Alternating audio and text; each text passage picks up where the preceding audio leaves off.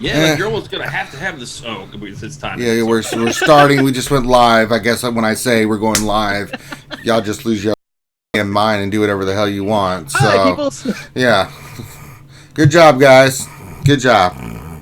And go. Yeah. Okay. I mean, it doesn't really matter, you know. So, hey, everybody, welcome back to another live edition of Jedi Academy. I'm J1999, your host, and as you just heard, good old Maurice and the rest of the crew decided that, you know, when Ranger says it's getting ready time to start and mute your mics and all that stuff, that they're just going to keep talking. So there you go. So great intro from the start.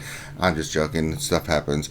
But glad to have you guys here. If you're new to the Jedi Academy, you're wondering what the hell this is where we hang out with you guys for the next 2 hours, and this is a Q&A show. This is a Q&A show about Star Wars Galaxy of Heroes, and we are here to answer all your questions related to the game. So if you have a question, the way it works is you put your question into chat, and you make sure you put the word question in front of your statement so we can scoop it up. That helps us with Nightbot. So help us to help you. Help us help you. That being said, glad to have everybody here this morning. Always a pleasure. With that, let us introduce our panel. Joining us right on time, as always, is the one and only Warrior from Warrior Presents. What is going on? What's going on, buddy? Not Ranger. too much. How are you doing this morning? I'm living the dream. What's Ranger, up? it's like going in and out of buffering. Gotta love that. Let me look. Every day I'm buffering. I'm dancing now. We gotta start off the morning right. Get everyone all hyped up. I'm seeing if it's us, not us. Oh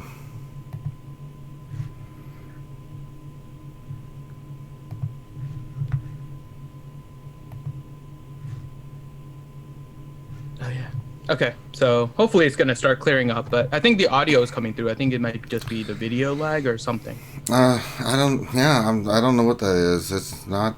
I mean, we're in the Just dream. recently, I started having issues with my live streaming, and it has something to do with like video card compatibility with YouTube, like Open DirectX type stuff. So like, even if you have the best video card, something YouTube did recently is having a hard time translating from certain video cards.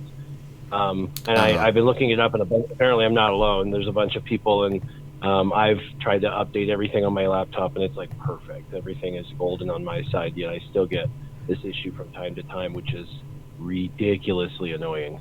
Yeah, I'm looking at, like, there's nothing on our end. Well, the audio is fine, so hope everybody is pumped up for Jedi Academy. Yeah, so I don't know why it's doing that, but all right. So weird, so damn weird. You stupid YouTube. All right, let's continue introducing the panel. Of course, from Operation Metaverse, we've got Carolina's finest. We've got good old Maurice. Just quivering in fear after my early morning scolding there. Yeah. How's everybody doing? Yeah. Behave or you will be punished. Also joining us from always hanging out with us, we've got Stoner Jedi Zalo Takedown. Good morning. What's up, everybody? I'm on my second cup of coffee. Yeah, keep drinking that coffee. Also joining us, we've got a new person joining us. He's been on quite a lot of the streams I've been seeing lately, and you know, I see him hanging out in Doja-san and other places. We've got the Dagger here with us. Hi guys, I take full responsibility for all derailing. Yes, that's right. Don't do it, because then I'll get angry, and then I have to kill Finn. Speaking of Finn, scooping up your questions, and back with us after his excursion to Chicago. I guess he's now finally decided to be social again. Is the one and only Dr. Finn Medicine Woman, the Troll Extraordinaire. Hi. It's you, hi me. Been hiding out watching Bob Ross. I'm doing all these streams, and I was watching Bob Ross, and here's the really cool thing. So when I went to Chicago, they had the Bob Ross exhibit at the DePaul Art Museum, and they had 4 paintings there. 2 of them are for season 8, and season 8 is currently on the marathon. So I saw him paint 2 of the 4 pictures that I actually saw in the museum. It was very exciting this morning. Great. Well, that's just fascinating, Finn. It is because he drew it and it was really awesome. One was a It's cactus not and another was draw. butterflies. It's He paint. painted. Apologies. He painted. We see he's with the charcoal and a piece of paper doing He this. artisted. No, that's wrong, Finn. Damn, man. He arted. Sorry, he arted. Even I know that, and I don't watch as much Bob Ross as you do. So, anyway, go ahead and get your questions in. Dr. Finn's going to get those. You're scooping those questions up, right, Dr. Finn?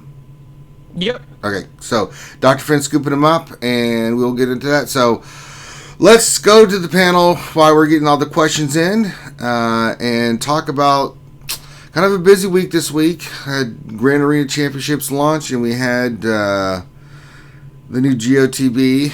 I can say for me and Stoner that being in the same guild has been quite an excursion into the new territory battles. We'll start with you, Warrior. We'll just kind of go around. What do you guys think of the new GOTB so far?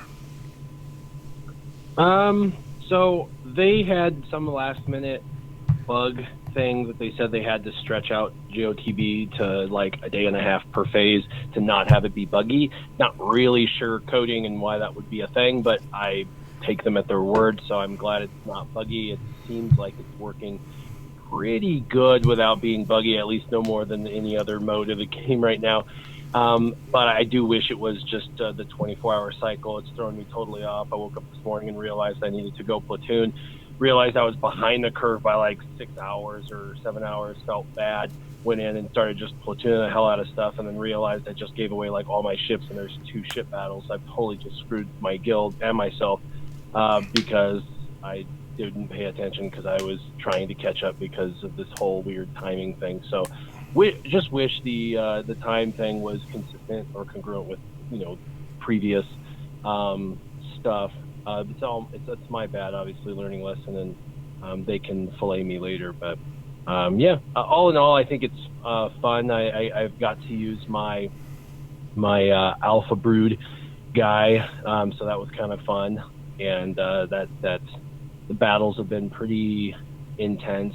I think for most people on the high end, the first 3 rounds are pretty, easy to win, and it's that 4th round that always gets you. You either win or you don't, and it kind of depends on who they populate that you have to go against.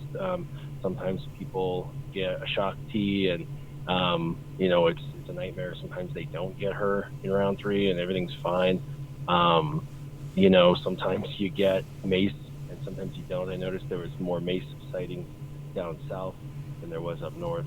So I guess just it's one of those things when all your characters are gear 13, it's not going to be that big a deal because all your teams will be gear 13, and you'll just have a strategic kill order, and it will be not a big deal. But kill order's tough because the medics are necessary to die first because they revive everyone, but the snipers, they hurt. They can on their first turn.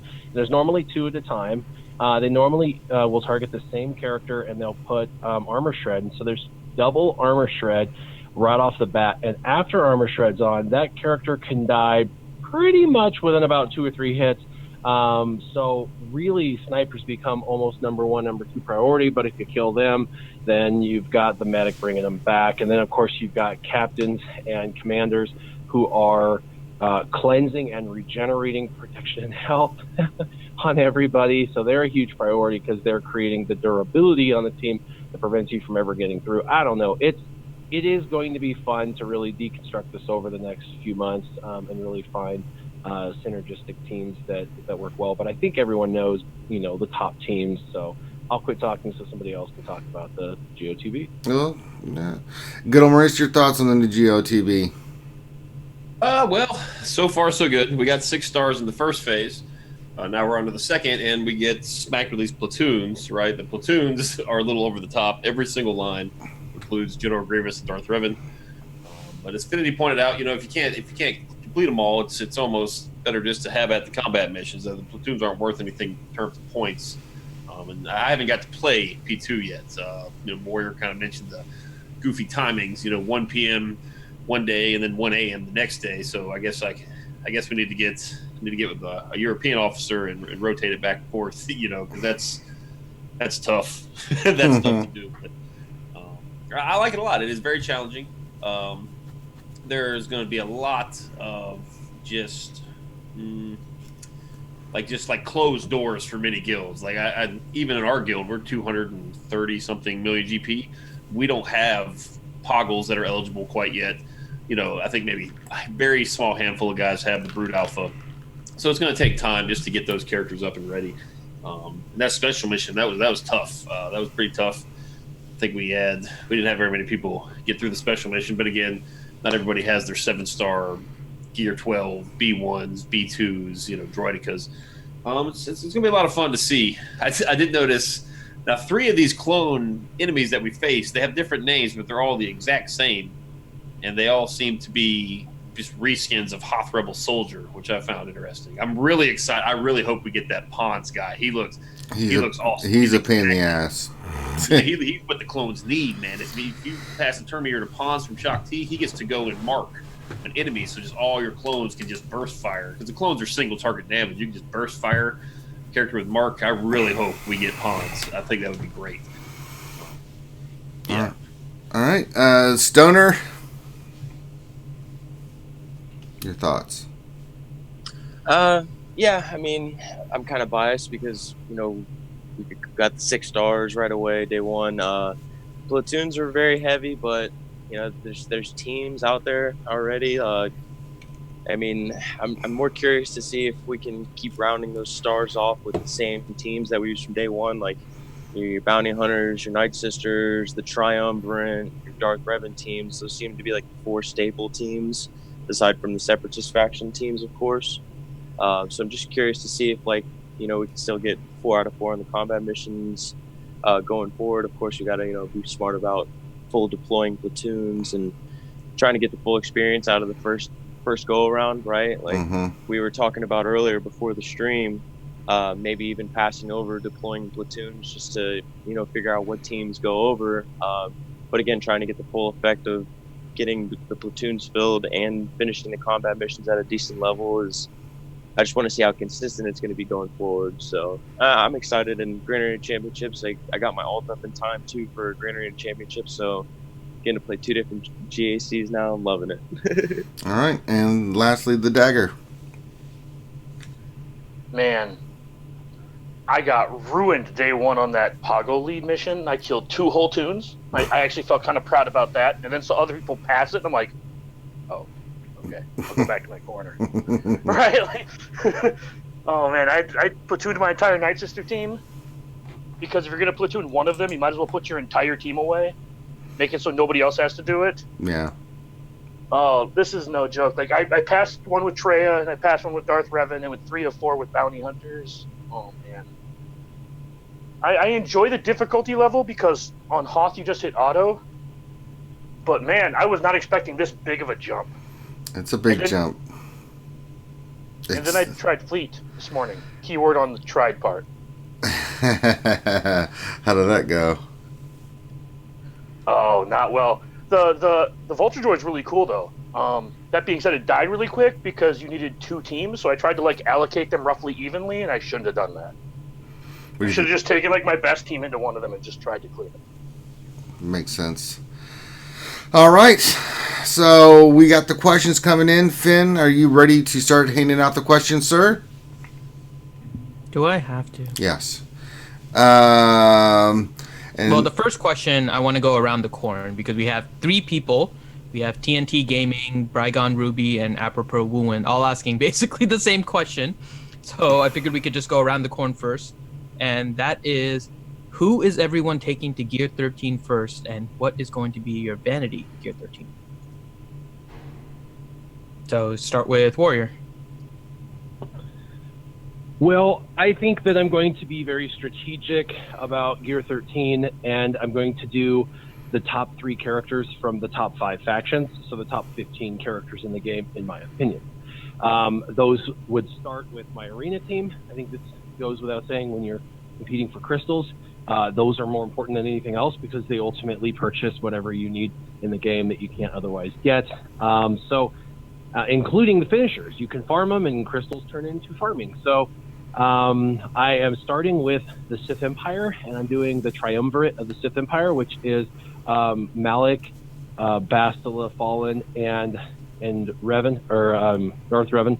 And my Darth Revan is one of the slowest on my leaderboard, unfortunately, because I went the route of getting my Bastila as the fastest. So since she's the fastest and he's the slowest, I went ahead and took him to Gear 13 first to help with the extra 8 speed. Won't help once everyone on my leaderboard goes that route, but it helps for now anyway.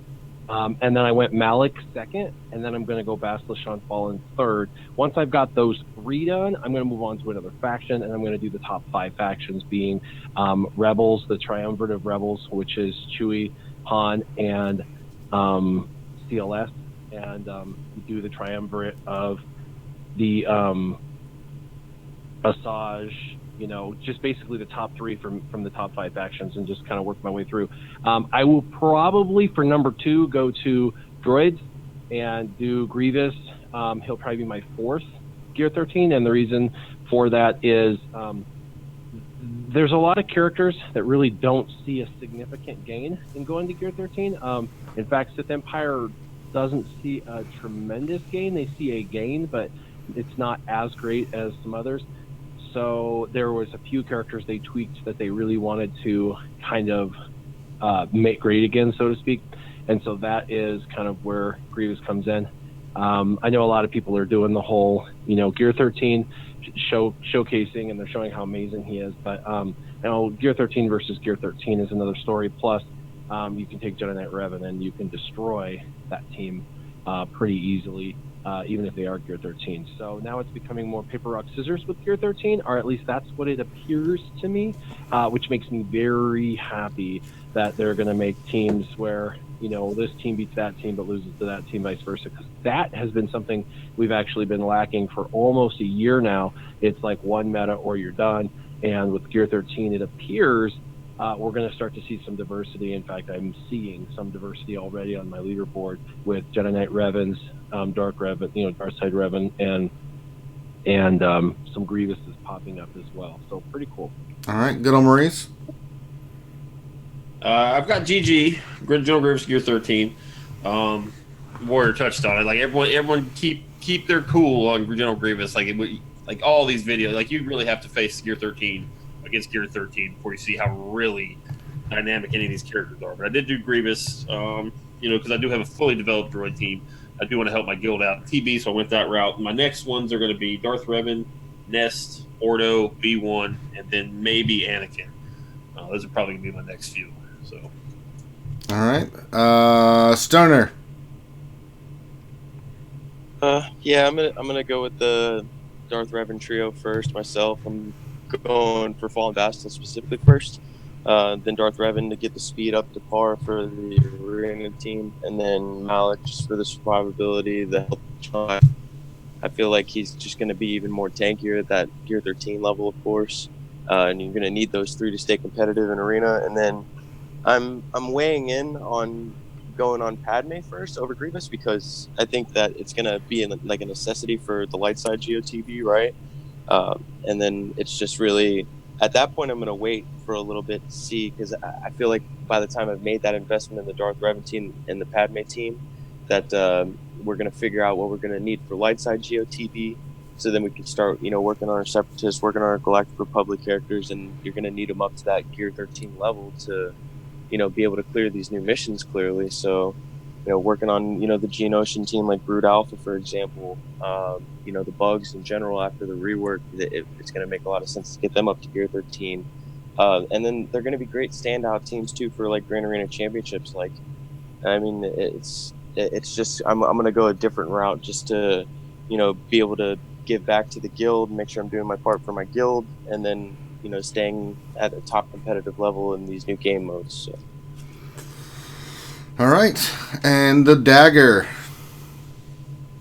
Well, I think the correct answer is start with your arena team and work your way down. But because my mods are so much worse than I shouldn't say worse, because my mods are just worse than most of the tops in my arena, and they already have Gear 13, so if I get Gear 13, it'll just be a kind of catching up and more of the same. I think I'm going to go with Han and Chewie first, because it'll bolster the Falcon, And I actually use CLS as a Darth Revan counter in GA. So if I start seeing Gear 13 Darth Revans, I think I'd rather have my CLS team at Gear 13 first. I also think both Grievous and Padme are both good things to look into, because the negotiator meta, like Anakin and Snips, you're probably going to want those ships. Gear 13, the pilots is good. The Padme team can already beat Darth Revan at Gear 12, so I assume that would translate to them also being able to beat Gear 13 Malak teams at Gear 13. All right. So it's everybody. Let's get to the next question. That round table for Warrior Finn. All right. Really quick for everyone, have you guys all done like your phase 2 TB and stuff? We have some questions for that, so I want to make sure we're getting questions to the right people. So Warrior, have you? Not yet? Nope. Okay. No, I haven't either. I don't think anybody. Yeah, we're all on hold right now, so we can't Okay. really do the combat missions. I mean, I'll be more than happy to make stuff up, though. I'm pretty good at that. So. I'm pretty sure Dagger's the only one who's done them here. Okay. So let's start with this one. So General Gravis, question for you, Warrior. What are your thoughts on mods for Geo Brood Alpha and the rest of the Geo Squad? You can go critical chance, critical damage, or offense crit chance for most of them, and then just stun back tanky. Okay. Straight, elegant, to the point. All right, next question for good old Maurice.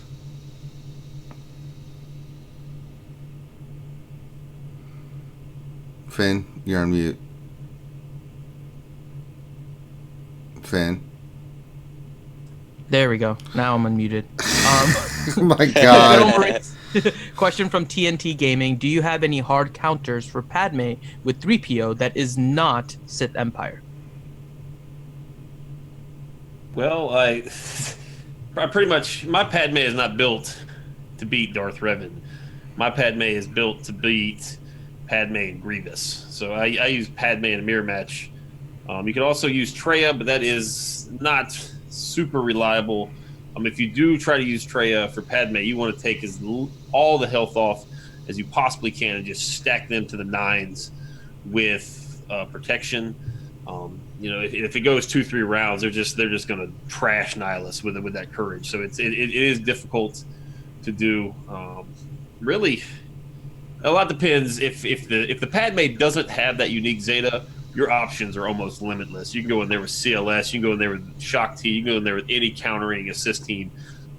That works fine. But they do that the unique on Padme, that's a whole different ballgame. So I'm actually still working on that myself. My Grievous team can destroy it, but then again, a Padme team can destroy my Grievous. So it's really just a battle of the mirrors, I guess. If you guys are using that Jedi Knight Revan counter for Darth Revan, I don't think that's going to work much longer. You guys might want to look for other options, and if you find another option that's not Padme, I would seriously consider building your Padme differently to counter opposing Padmes or Grievous. You're going to really need a General Grievous counter very, very soon, a dependable one. So, all right. Yeah. Next question to Stoner Jedi. Okay. So for you, Xylo, question from Fat Tony 99. How important do you think the day 2 middle and bottom platoons are to fill for 160 million GP guild? Trying to maximize stars. Day 1, we got 5 stars with all platoons filled. Well, first off, hey, Fat Tony, Hey. So, we were just kind of, again, talking about it a little before the stream. If you're going that route and, you need all your squads, I would just say forget platoons. The platoons are really heavy. You got your, like we were mentioning, Grievous, Darth Revan, Darth Malak, etc. The ships too. You're gonna need to put all your eggs in one basket. It sounds like. So you just go in on the missions. Ignore the platoons at that point, and get a feel for your guild and what the missions are gonna be like, and how far you can get in these combat missions besides platooning, and then you can implement platoons down the road with roster depth in your guild, right? And that's individual players, and like Dagger mentioned too, it's all about coordinating and deploying the right teams. If you have 3 to 4 solid teams that you have to get rid of one of those teams, throw that whole team into platoons, but again, that's down the road. Just focus on the combat missions. Ignore the platoons after day 2, since they're so consuming. And do what you can for your guild. Get a depth of where your guild's at for going forward to the next round. All right. And next question, we will go to the Dagger. All right. So, Dagger, let me ask you a question first before I give you a question. Are you familiar with the Padme team to beat Darth Revan? Yes. Okay, perfect. So then question from Paparazzi. Any tips for using a slow Padme to beat the Darth Revan plus Malik teams besides talk to Just Ian? Sorry, Well, it's Just Ian. I mean, the correct answer is go talk to it's just Ian. But you want to have your Padme, the slowest on your team, to cleanse. Because everyone's going to get the debuffs, and she's not going to be feared. So you want everyone to take their turn before her, their fear turn before her. And then, once they all have the courage, you just kind of start one-shotting their tunes. And then once you get down to Malik, it's key to land the heal immunity with Anakin.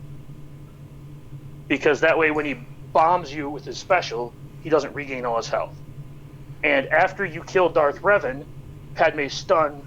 Well, I think her stun lands no matter what, because I don't think it can be dispelled. But yeah, so you have to use like the control pieces you have on that team as best you can. Malik is really annoying. There you go. So it's a size. Just seeing. There you go. Paparazzi. Oh goodness. All right. Next question. I just wanted to throw that. Yeah, go ahead. To throw that out there. Everyone talks about Jedi Knight Revan countering Malik and Padme countering Malik, but I've not been successful with either one of those, because every time I end up running into a Malik that's got over 150 tenacity, and I can't apply debuffs. Nobody can physically apply debuffs. And at Gear 13, it gets even worse. It's like 170% tenacity and like 170,000 health and protection. I don't see either one of those counters working if you go against the Gear 13 Malik at all, not even close. If I'm wrong, then I'd love for people to show videos, but I see people doing it, but then I see what they're going against. It's like 77% tenacity. Yeah, you can overcome that. If you look and you see a Malik with 150+% tenacity, I don't really think either one of those counters are going to be viable. My 2 cents. What would you go with then, Warrior? Honestly, that's I think why a lot of people are popping their Gear 13 Grievous, so they have a chance in hell out of Gear 13 Malik, because Gear 13 Malik is just stupid, and the tenacity bump and everything. It's very, very difficult. Yeah, I've been seeing screenshots like 127,000 protection alone on some of these Gear 13 Maliks. It's ridiculous. Yeah, it's a big bump when he goes to Gear 13. So, all right. So that brings us back up to top to Warrior. Okay, so before giving question to Warrior, we have a question from Darth Sion, and I think we addressed this a little bit before, but Darth Sion 1972, any strategy on completing GOTB Phase 2 of the Fleet mission I can share with my guild? Unless anyone wants to chime in, I think most of us haven't done it yet, so once we get there, we'll start taking notes and be able to provide you stuff, but I think right now we're not familiar with it, unless anyone wants to take a stab at it. I'll tell you what, after my next question, I'll get in there and play the fleet battle. And just that way, I'll answer my question, and then I'll spend 10, 15 minutes or so, and then try. Well, and just looking from the outside, I mean, like, just looking at it, right? I mean, you need both separate dark side capital ships for each one, so maybe the bugs with Chimera and the bounty hunters in one team, and then, a Sith or Empire team for the Tarkin team, or maybe vice versa, actually, because the bugs do work really well under Executrix, and then, the bounty hunters just synergize with that really well with all the debuffs. So, I do think you're going to need Sith ships just simply for depth, so you can platoon and play the 2 missions, because that's the problem. Is that you only have so many ships, and most people don't have those Sith ships developed, so you're really struggling for options. So I mean, that's Sith ships might be on the radar, even if for no other reason, just for the TB, just for depth. We'll see. I'll play it here. Yeah.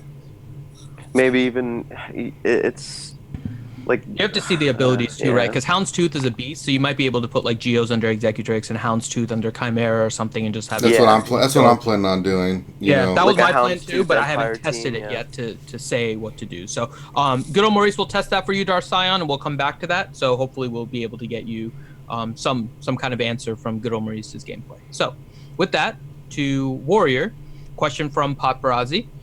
Question is, I'm just using the 50 crystal energy refreshes to farm gear 13. Should I bump up to the 100 crystal energy refreshes? I am, and I think so. In fact, I'm going to the 200 energy refreshes. I'm spending 100% of my crystal earning a day. But if you can afford the hundreds, definitely. I'm able to get with the 200s, the 100s, and 50s, which is my entire crystal allotment a day on those refreshes. I'm able to get about 20 to 30 of those pieces. So it takes about 2 days of farming, 100% farming that to get one finisher piece done. So every other day I'm able to do another character. If it was in the store and there was 300 crystals for, 6 finisher pieces, people would be buying them up like mad cakes. So it's no different when you consider it with the farming aspect. It's the same basic principle. If you can afford the extra 100s, because that would be crystals you'd spend if it was in the store, then convert that to the farming for sure. All right. Next question to good old Maurice.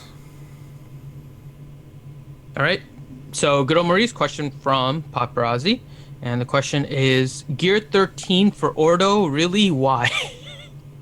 Because if you guys, Clash has a YouTube channel. Check Clash DOE, and that video says it all. I mean, we're talking triple tapping for 140 to 170K.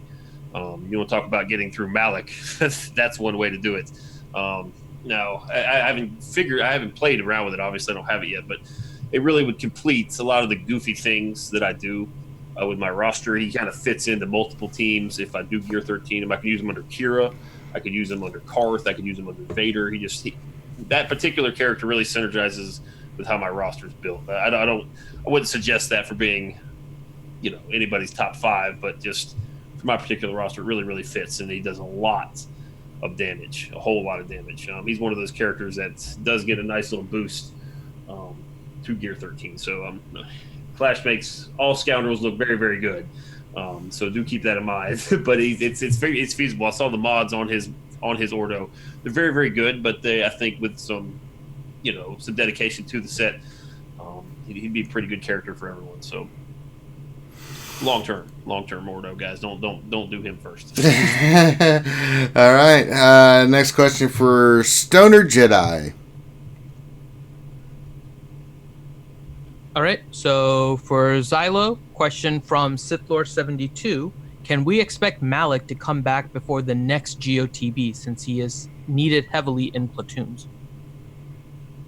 Yeah, I think so. I think this was kind of intentional, actually. We're so used to seeing like a pattern release, right? Like CLS and R2 and JTR and BB-8. So with the Starforge event for Malik, I think that they were trying to space it out a little after to make sure, because their main focus right now, obviously, is Grand Arena Championships and GOTB, making sure everything's not bugged and everything's going according as planned. And then going forward, since there were so many Maliks needed for this Dark Side TB, I feel like that was the idea, is like, okay, we can't give them Malik again before this TB comes back around. So I think it was definitely intentional to come after the Dark Side TB. So you still potentially see him coming the next week or two, like we've been speculating.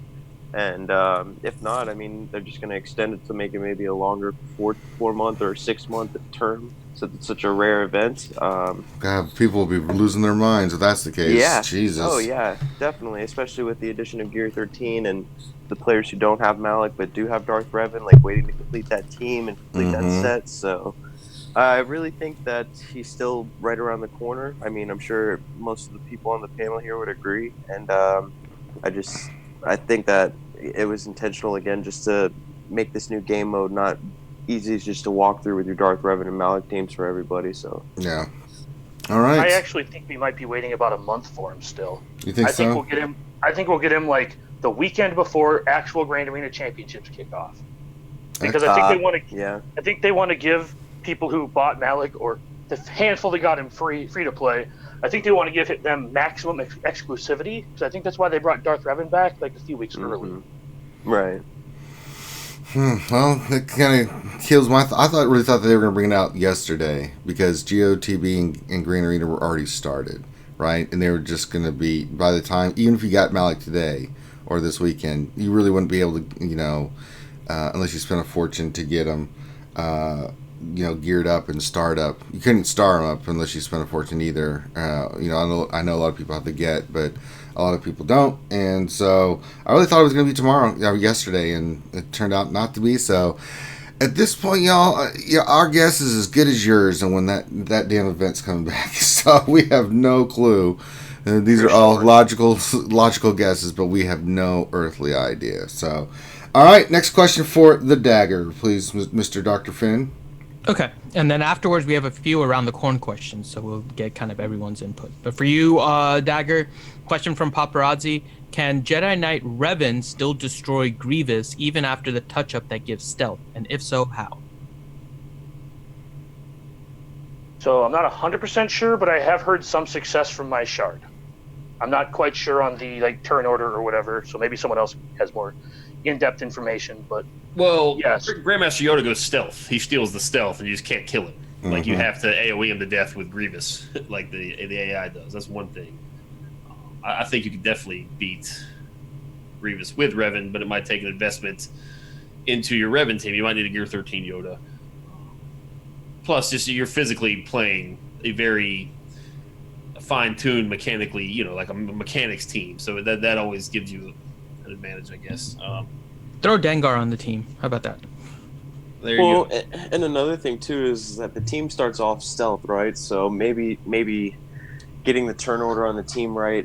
I mean, or even just saving the mark for when Grievous pops out of stealth. I mean, Jedi Knight Revan still can ignore the taunt and the mark, so I guess just that would be your only chance, is getting the right opportunity to mark him down and focus him down at that point. Other than that, you're just trying to keep the team alive. All right. All right. We'll go through round the corn questions there, Dr. Finn. Okay. So for the first question, we have from Darsion 1972, and he says, for the panel with the new GOTB, what is everyone's guild doing for platoons?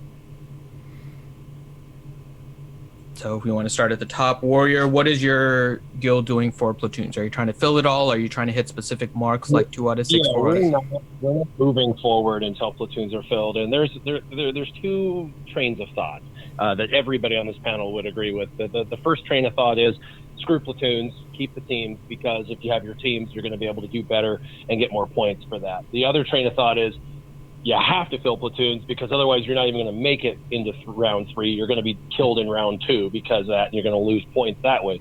So we are of the train of thought that platoons have to be filled out. And this is why. A, we have access to all the characters to platoon, and B, we need that advantage to make sure we're getting 3 out of 4 minimum, if not 4 out of 4. And the only way to complete 4 out of 4 is really having all those platoons filled to make sure we're not being devastated by the disadvantage of not having the platoon advantage that you gain through platooning. Some people think that that's just a handicap, that they're just trying to handicap us. That is true. But in that mechanic of handicapping, they actually tie in a significant advantage or significant disadvantage if you don't complete it. So we are of that mind that since we A, have the characters, and B, need that advantage, so we can maximize it. And then I did hear someone on the panel, I'm not sure who said it, but if you're going to do bounty hunters, you might as well do your whole bounty hunters. If you're, fall on that sword. You need about 10 people per guild to fall on the sword of one team. There's about 5 teams that are pretty viable in this. Actually, there's about 7, but 6 that you really probably at the high end will have. And if you platoon one of your entire teams, you'll have 5, which isn't going to help a whole lot, when you get to the end and there's more than 5 nodes, but that's the mind that we are at, that you have to do platooning. We wait until the platooning's done, and then after that we move on, and we slowly and methodically try and do all of the nodes, and then we at the end very methodically distribute our GP accordingly to hit each star as we go up. All right. Next. Well, good old Maurice, do you have any thoughts on that? Well, let's. I'm actually trying this ship battle here. It's not going too hot. Yeah,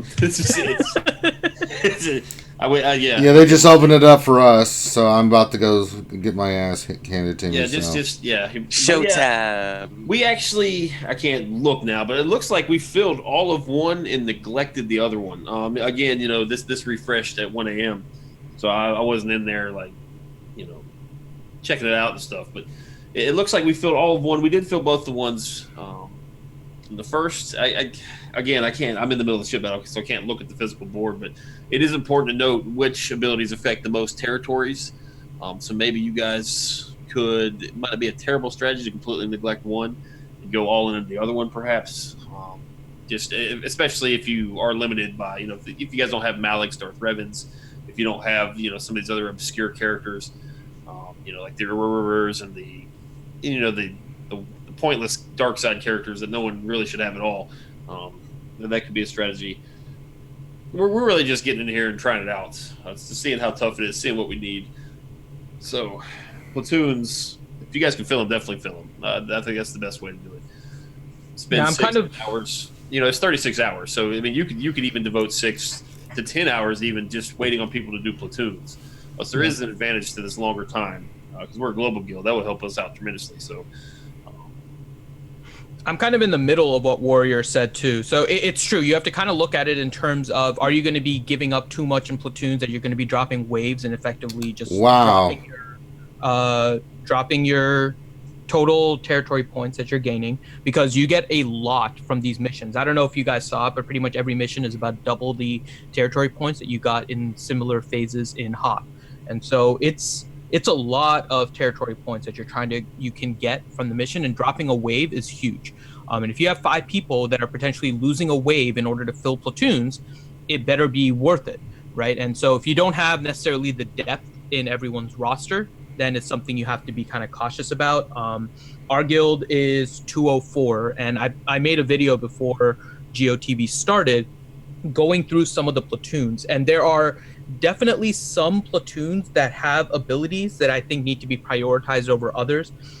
This phase has the Hailfire tank and the Metal Mayhem, right? But the Metal Mayhem is specific for droids, and the Hailfire one is specific for Separatist characters. So if your guild doesn't have a lot of Separatists and doesn't have a lot of droids that you can use in these battles, you're not really gaining much from the platoons. In fact, you're pretty much solely losing, right? Because if only 2 people are gaining from it, and overall you're sacrificing a wave or 2 in order to get this, you've lost points for not too much. And so this particular phase, we're obviously still experimenting, but I told my guild that we're not filling any of the platoons this phase because those 2 are not worth it. We'll try to fill the core ship. The core ship is good because it gains speeds. That's the fleet squadrons. So those ones we're trying to fill. In the next phase is kind of the same thing. The middle one has the Hailfire, but the bottom one has the ATTE one. And the ATTE one I'm seeing is kind of a dangerous one if you leave open, because that one gives massive damage, which means that if that cooldown goes off, you're pretty much losing a character, which can completely devastate your team. So the 2 negative ones in particular that I'm focusing on in order to try and fill are the ATTE, and that one we're trying to go for 6 out of 6, which sucks because that means in the last phase you are going to be losing a lot of Revens and Malix. But the other one is the Republic Resolve, and that one, if you can fill it, it's great. So, but more importantly, is just trying to get it to the level 2 ability so that it loses the fact that it gains turn meter when you gain turn meter. So that one, either it's going to be 2 out of 6 or 6 out of 6. The 4 out of 6 really doesn't provide much because it just basically just reduces the crit avoidance, which isn't that huge anyways. So it all kind of depends on what the abilities are inside of each of the different missions. And that's why I kind of went through it and made the video for it. So it depends on your guild depth and what you're going to lose in order to compensate for it. So I just did the first ship battle. I won it. But let me tell you something. Oh my god. So I went in with Chimera, Houndstooth, TIE Fighter Pilot, and Silencer. against this. And then you have the Vulture Droid reinforcement, and then I used TIE Advance and First Order Shuttle, and then I can't remember the other one now, but a couple things I just noticed. One, they hit hard. I'm using that almost identical squad as you just. Silencer got killed immediately, and I was like, oh no. So the first one I brought in is Vulture Droid. Vulture Droid is amazing. So bring in your Vulture Droid immediately and use the droids, because they it's like plague. It starts spreading and stuff. The Vulture Droids, and you'll need that. I figured that was why it was kind of putting that first reinforcement. That's kind of a help, and then you'll be fine. But just be careful, because the ship will one-shot one of your ships, because it hits, and then they all hit. They hit hard. I went after Plo Koon, but then the first reinforcement is going to be a taunt. I think it's just a clone sergeant, and then you start using your Vulture Droids, because they will make a big difference in that battle. So yeah, it seems like those buzz balls he throws around, like it reduces the enemy's target or defense to 0, and you really can just start one-shotting ships if you got it down halfway. I've noticed that now. I brought in the Kylo Ren ship, the shuttle first. I should have brought it. Yeah, you got to bring. I actually used the same team you guys did, except they killed my Houndstooth first, and I died very quickly after that. Yeah, they went after my silencer. They just one shot. I was like, oh. I did the bottom mission first with the bugs. Be very, very cautious using Geonosian Soldier. He's more of a he hurts you more than he helps, because what he's doing is he's assisting, and he keeps removing all the turn meter from all these taunting ships, and you simply cannot get through the taunt. I got destroyed in that Executrix mission. I think Soldier, if you guys can leave Soldier out, that might be not a bad decision. I mean, you only have so many ships, but he killed me. He killed my chances. And then Fives is sitting there, just never loses the taunt. You know, then Clone Sergeant comes out. I can't get rid of the taunt off him. It just keeps removing his turn meter. It never takes a turn. I'll tell you what, the Sith bomber, that was not a good decision on my part either. That was this is not the place for him. So yeah, these are rough times we live in. So I'm getting ready to do the Executrix battle next to see what I can find out for you guys. Enjoy yourself. Yeah, there's no Vulture Droid in this one, so you'll be back in 45 seconds. Yeah, let me just go in here and get destroyed. I took Geo Soldier out and made him a reinforcement for this battle. So I'm like, one kind of last note on the platoon thing. You guys covered pretty much everything. I'm in Paul Anthony's guild, and he puts an embarrassing amount of effort into. I'm sorry, and I thank him for that. But man, the amount of, like what you guys were saying with min-maxing on the platoons, figuring out which ones to do, and then assigning platoons, like that almost has to be done here. It's not like Hoth where you can just go in, hit auto, and not care.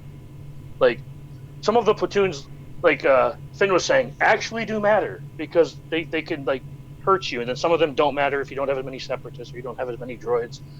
There's a lot of depth to the platoons on this one, which, I mean, platoons aren't good because they take away your toys. But I mean, if you're gonna do it, you might as well make them as complex as possible. Yeah. The other thing to remember too, and I think most people have noticed this, but some people just do it and don't think about it. There are more combat missions as well, right? So the impact of putting a character on platoons is a lot more as you get lower in GP, because you only have so many squads that you can use, especially with dark side, right? And dark side has less characters than light side, especially ones that we would consider like super effective. Wow. And so there are 5 combat missions and a special mission in this phase. Next one has 4 combat and a special, and then the final one has 5 combat and 1 special again, right? So you're looking at about 5 to 6 squads needed for every phase, instead of like 3 to 4 that we're kind of used for with Hoth. Plus, more critical characters are now in platoons. So it's this no joke when they say that this is endgame content, because it's not only difficulty of each of the missions, but it's also the depth of your roster that's also getting tested here. Yeah, I just got destroyed. There you go. Yeah. All right. Oh, God. I'm looking through the scrolly message, and every single there's like, player A has deployed 300,000. Then the next line, player A has deployed 300,000. So there's no points. Yeah, it's Awesome. like everyone is losing this mission. That's crazy how hard those ships hit. So, I actually ran into Gom's problem where I took in the Geos and like could not get out from behind a taunt. It was pretty bad. The Tarkin one I died a lot slower, but a lot of it I felt like a lot of it was self-inflicted. I feel like I could have passed that one had I been a little smarter. that's crazy. So I can't do the other missions because we're still filling platoon. So, all right, what was the next? You said you had a couple more round of corn questions there, Finn. Well, now we can go to the regular questions. So for Warrior, question from Doja-sun: with the Negotiator farmable, should I focus on Galactic Republic fleet crew members like Jedi Knight Anakin, Snips, and GK for Gear 13 after Arena? Or will Falcon stand the test of time and remain the meta even with the GK capital ship? All that remains to be seen. There hasn't even been an opportunity to test, so we have no idea. It looks solid on paper. It looks kind of, to me, like a Galactic Republic version of Mace in that sense that it's a more offensive battle, just like the Millennium Falcon brings to the table, just a super fast, quick, 60 to 90 second battle and you win. And it looks like it's going to help with that, with those characters. Just like I said earlier with crystals, if Arena pays you crystals, then you should be investing in it. If your other ship's Arena pays you crystals, you should be investing in it. I always put regular Arena first priority and then ship's Arena second priority, but some people should do it conversely. For example, my Scissorman account, I actually do it converse. I do, because I get 400 crystals from ships every day. I only get 150 to 200 out of regular Arena. So because of my crystal allotment is greater in ships, they have a higher priority. It's why my first 3 Gear 11 characters were Geos characters, which, by the way, I'm farming Brood for that team because why not? If you're going to have 3 Geos at Gear 11, you probably should have Brood. So yeah, pretty excited about that. But yeah, I think that ship should be farmed. I think it's going to provide a meta-like experience. And if you don't have it, I think it's going to be a disadvantage. I think it's going to be one of those things where people will be able to set their Hans Millennium Falcon on defense and be able to have this, Galactic Republic on offense, probably, because it's probably going to be able to beat the Millennium Falcon. And it'll be one of those things where it's like, you have it, you've got really great ships offense and defense, and if you don't have it, you're missing one piece of the puzzle moving forward for Grand Arena or Territory Wars. Makes sense. All right, next question to good old Maurice there, Finn. All right, so good old Maurice, I'll give you 2 because I think the first one was answered, but I'll let you answer it because I know it's from a guildie. So the question's from Ghost, and he says, have you done any Gear 13 yet? And if not, what is your first Gear 13 going to be? Yeah, I did Grievous first. I did finish Grievous, I think, this morning. Like, first thing I did when I woke up. So, as soon as my energy refreshed, took my Grievous 13. Haven't tested them. I did throw them in Arena, so my Arena mates could try to develop counters and kind of practice against it. Some of us are kind of agreeing to sacrifice our standings at the end of the day to kind of help the other guys. I would say, even if you're on Arena short or not, that's a good idea. Maybe reach out to a couple people, just, hey, could you put in your Karth team today? Just sit there and practice, and then you put it in your Grievous team for that player, and it really help you guys out in Grand Arena. Yeah, Grievous first. I went on a rant there, sorry. All right, so that gets us to your next question. So Gav P asks, what are your thoughts on the new Geonosis Clone Wars additions and updates so far, and what are you looking for coming up? So far, so good. I really, really like Newt Gunray and Dooku, obviously. Even Dooku is more of a touch-up, but just his base speed is, I think, tied for second fastest in the game.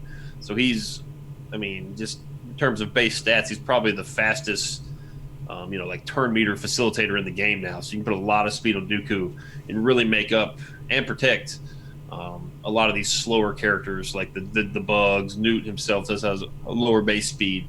and just have them, just Sun Fact Raji 100, whoever you decide. There's no option but to hit him. So I mean, those reworks are great.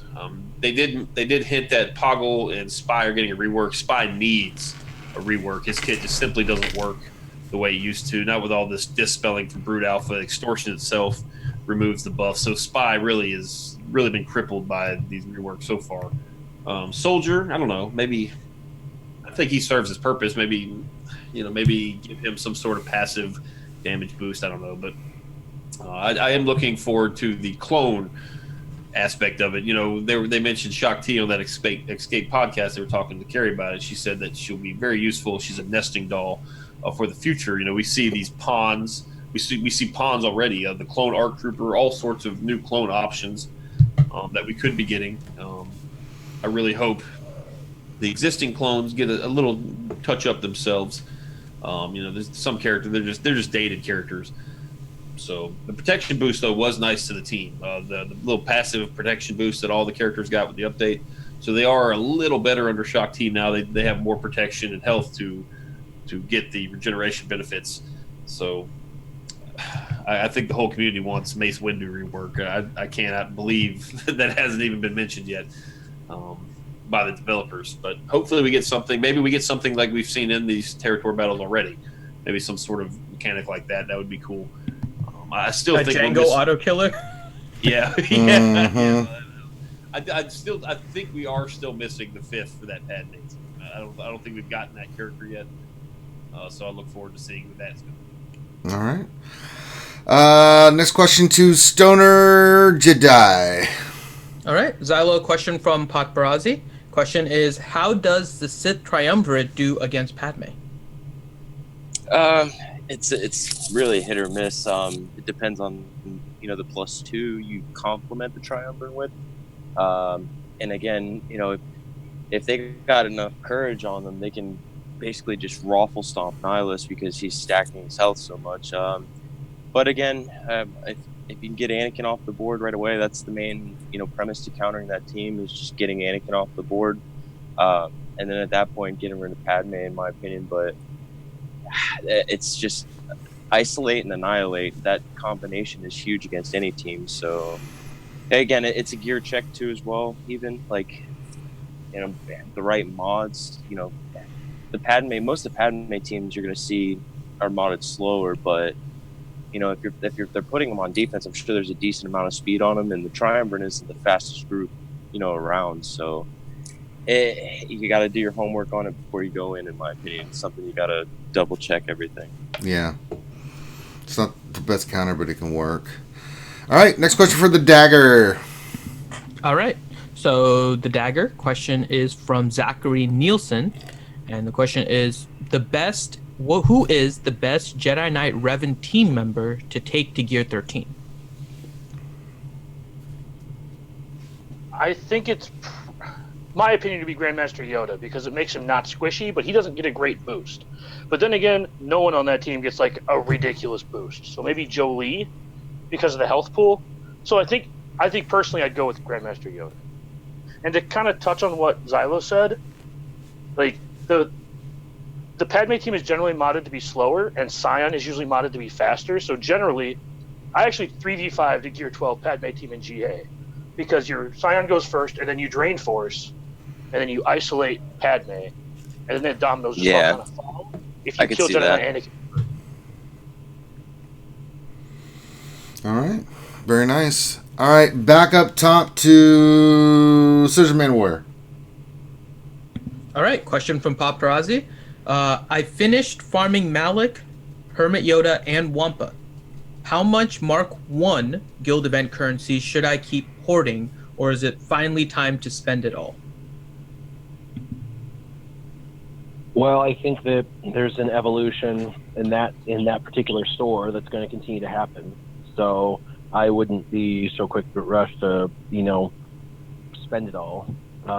I have no purpose really because the characters I need to gear up geared, so it's just a matter of saving for me. I think it's not bad to have that, and we know that the last character was nearly 100k, so I'll probably save 100k, and then after that just go crazy on gear. But You may be in a situation where you're trying to gear certain characters and they're critical to Grand Arena. So, you've got to make that determination as to whether the character is going to come higher priority than a potential in the future.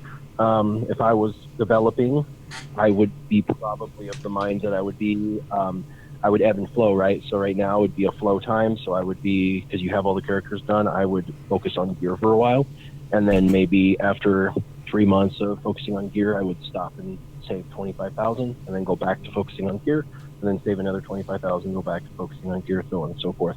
And then in the next 6 months to a year, when they drop someone else in there, you'll have some currency saved up, and you'll have bought,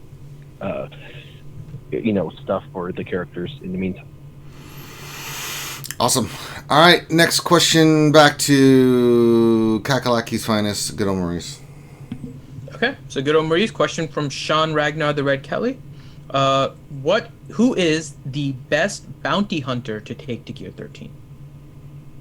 Oh, this might be a better question for Ranger or Zyla, but I haven't looked at the specific stats and which character gets what. First instinct would be Bosk, or just because he has the ship. I mean, just all stats aside, I personally am tempted to do Boba Fett first. That way it makes him a lot easier to clock in front of Django, which is incredibly difficult to do, but he'll get, the 8 extra speed, plus maybe if you use the speed set, I'm a little faster. That's probably not practical advice for the masses. I don't know. Boss would be who I did first, without looking at the stats. What do you think, Stoner?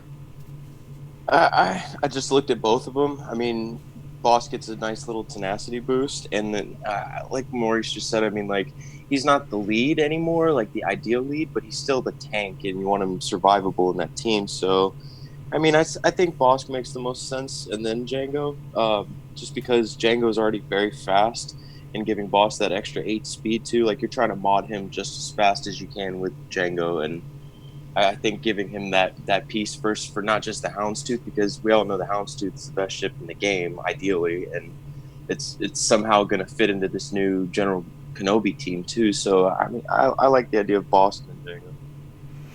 All right. Next question 4 said Stoner Jedi.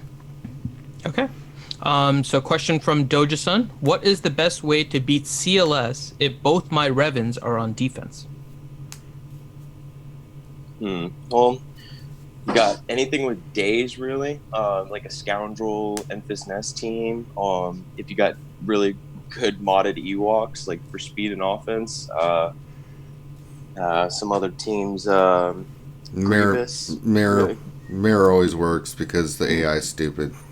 Mirrors too as well, especially if it's like the full CLS team, right? Like CLS Han Chewie +2, like even like 3PO and R2. If that team, I mean, I would go Mirror first just because I'm more confident, and I mean, then outside of Mirrors, there's a couple of examples. Yeah, Grievous with the stealth mechanic now too. Trump's Night Sisters, Trump's CLS. If you got them at even gear level and you got the right mods on the Grievous team, I ran it against Night Sisters yesterday in the first round of Grand Arena. Smooth. Got the first 2 kills within like 30 seconds. That's all that matters. All right, next question for the Dagger. Okay. So Dagger, question from Isoka Taco Fulcrum. Do you think CG intentionally hasn't reworked the Geos yet so that we're not able to get max stars? Yes. They didn't. So they, except for Sun Factory, they gave like 500 protection to, right? They didn't actually like give them the update. They gave the clones the update. So that makes me, again, that kind of like gives you an idea of like what CG is thinking. So like if they didn't update the Geos, that means they're planning to in the future update the Geos. Also, why would they update the Geos for the first one when they want this to be endgame content? This might actually help them with their reworking, so they can kind of tune them. Right, use us as guinea pigs. Okay, what can't the Geos do? And because what happens if they rework the Geos and they're actually good, or they just aren't better? I think this is a decent way for them to like also gain more data. So I think it's absolutely intentional that they did this. Yeah, no doubt about it. All right. Next question. Back up top to Warrior. All right, so Warrior question from Paparazzi. What are the best teams to beat the combat missions, and are there any videos that you would recommend to see this? So Sith Empire, the Triumvirate, Sith team, Bounty Hunters, Night Sisters. There's a couple others that you will probably need, such as Separatists and Geos. So there's 6 right there. And those are probably the best 6 teams that are available. Yeah. So if you don't have those 6 teams, you're probably in trouble for even participating in this. So let me ask something really quick on that one, Warrior. So you're bounty hunters. Do you go with Django or Boba for the lead? Or not Boba, Bosk. Well, I attempted Bosk lead, and it brings about a level of durability. I mean, Django lead is so squishy for the team. They can dispel Bosk quickly and destroy the team pretty rapidly. So I don't know if you could even get a 4-4 with Django lead. I mean, maybe people are doing it, but the durability you get with Bosk lead is so much better. Plus, most people have their Bosk maybe 280 to 300 speed due to Grand Arena, so those are competitive. All the film I've seen, but all the film of bounty hunters that I've seen, it's Gear 12 plus Django's and at least the left side pieces, and the comp was Django, Boba, Boss, Zam, and Dengar. So they were using thermal debts, which is what I did as well. But I was using thermal debts under Bosk lead with Zam Wessel and Greedo, because it's the thermals that are doing the work on that team. Zam keeps going and going. Oh yeah. So, but I wanted to keep them alive, so I went with the Bosk lead. But I could see why the Django is good, because it brings about reviving capabilities for everybody. So if you lose somebody, you can get them back. So it's not terrible. It's just there's so much more durability with Bosk. And the random teams. Once you lose that Bounty Hunter's Resolve, it's gone again. So you only have to have those characters killed twice, and that's actually pretty easy. But interesting, yeah. All right. Next question from good old Maurice. All right, so good old Maurice, question from Rubber Duck Mafia. Says, question for good old Maurice, offense or speed arrow on Ordo? Well, I think 75% of the time it's going to be an offense arrow. I guess it's situational. I've posted earlier. I'll repost it again. Clash actually put out a video on that Ordo. I'll post it, and he will definitely be able to answer that question. In the video, he is using an offense arrow. I mean, you're not going to hit the numbers he's hitting without one, nor are you probably going to hit those numbers against Gear 13 characters. So do keep that in mind. Be very, very careful. Warrior mentioned at the beginning of the show, be very, very careful just going all in on stuff until you see it against other Gear 13 stuff. So do keep that in mind. But I posted the video here in the chat on the Ordo. All right. Let's see. Next question for Father of the Apprentice, Stoner Jedi. Okay. So question, Xylo, from Doja-sun. How would you approach a Jedi training raid team if your Night Sisters are on defense? Wait, he said Jedi training Ray if your Night Sisters are on defense? Mm-hmm. Anything with Days again. I mean, I keep getting these Days questions today. What's up, Doja-sun, too, by the way? Yeah, like a Scoundrel Kira team with Nest in there would be great. Ewoks, anything with Days. You can use like a hodgepodge, like Rex Wampa comp team like that. CLS would destroy that, even a 3-man CLS team. Yeah, you got a couple of different options there too. I'm trying to think anything else there. I know Doja-sun's got some good droids too. Maybe a pretty solid turn meter droid team, or the IG-88 lead that you like to use a lot. The IG-88 lead stacks up all those dots. It would kind of work to a similar mechanic like Plague there for you. So there you go. All right. Next question for Dagger. Okay, so question from SithLore72. He says, I'm having difficulty beating Padme teams with my in arena with Darth Revan. Any thoughts? Or should I just switch to Jedi Knight Revan and then switch back to Darth Revan in arena? So if they have the unique Zeta, the Jedi Knight Revan team is probably just going to time out. So I probably wouldn't do that. So again, the trick to beating the Padme team is, well, A, the AI is kind of dumb, but you need to use your control pieces to keep Jedi Anakin and Padme from like kind of going nuts. So it depends on what your team is, but basically Shock is your friend on GK, and yeah, the kill orders just kill their DPS first. Ahsoka's gonna fear herself. If you don't have Malik, it gets tricky, but it just comes down to like essentially outmodding your opponent because they're intentionally making their characters slower. That doesn't really answer your question, but you should be able, unless I was seeing where you were going wrong, I can't really answer the question. Yeah, it's hard when you don't know if they're hitting the wrong character or, do they have Malik? Just not enough information. I would say that you should be able to beat it.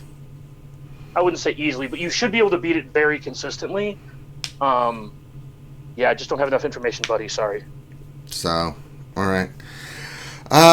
Next question back up top to Warrior. All right. Before I ask the question, really quick for anyone, has anyone put their Zeta on Finn again after? Yes. Okay.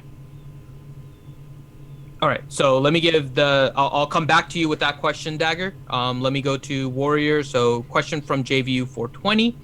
Is it better to get Sith Trooper to gear 13 to finish your Darth Revan Arena squad to 13, or move to better tunes like Grievous, Jedi Knight Revan, etc.?